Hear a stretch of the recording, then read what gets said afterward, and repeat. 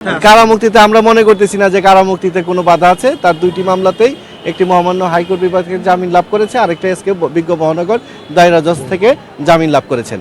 তার কারামুক্তিতে আর কোনো বাধা নেই। আজকে মুক্তি পাওয়ার সম্ভাবনা নেই, কারণ আমরা আজকে বেল বন্ড উনি আছেন, আপনারা জানেন হয়তো যে উনি কাশিমপুরে আছেন। কাশিমপুরে যে যখন একজন আসামি থাকে তার আর আমাদের কেন্দ্রীয় কারাগার কেরানীগঞ্জ এটা থেকে ওইটা একটু সময় বেশি লাগে। আর হাইকোর্টের যে আদেশটি আছে ওইটা এখনও আমাদের নিম্ন আদালতে এসে পৌঁছায়নি। আসার পর ওটা আমরা যে বেলবন্ড আছে বেলবন্ডটা ফার্নিশ করব।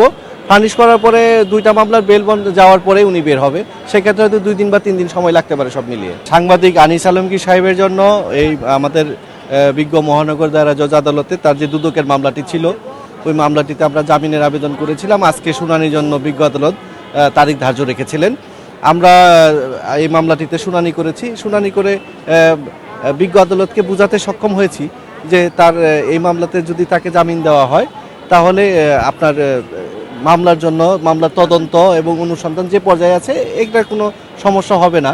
এবং বরঞ্চ উনি বাইরে থাকলে পরে ওনার এই যে এলিগেশনটা আছে এটা বেসিক্যালি মূলত ইনকাম ট্যাক্স রিলেটেড একটা এলিগেশন। এটাতে উনি ওনার যে সপক্ষের যে কাগজপত্র সেগুলো অনুসন্ধান টিমকে সে দাখিল করতে পারবে। এবং রাষ্ট্রপক্ষ যে ছিল রাষ্ট্রপক্ষ তাদের বক্তব্য প্রদান করেছেন। উভয় পক্ষের বক্তব্য পরবর্তী সময়ে বিজ্ঞ আদালত আমাদের যে আজকের যে সাংবাদিক আনিস আলমগীর ওনার জামিন মঞ্জুর করেছে।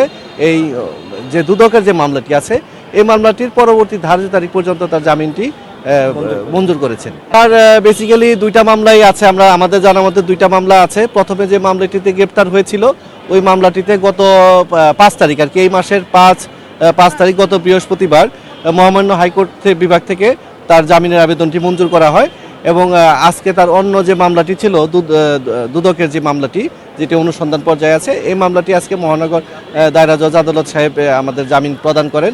এখন তার ওই জামিননামা পর্যন্ত ফার্নিশের পর পর্যন্ত আর তার জামিনে কোনো বাধা নেই।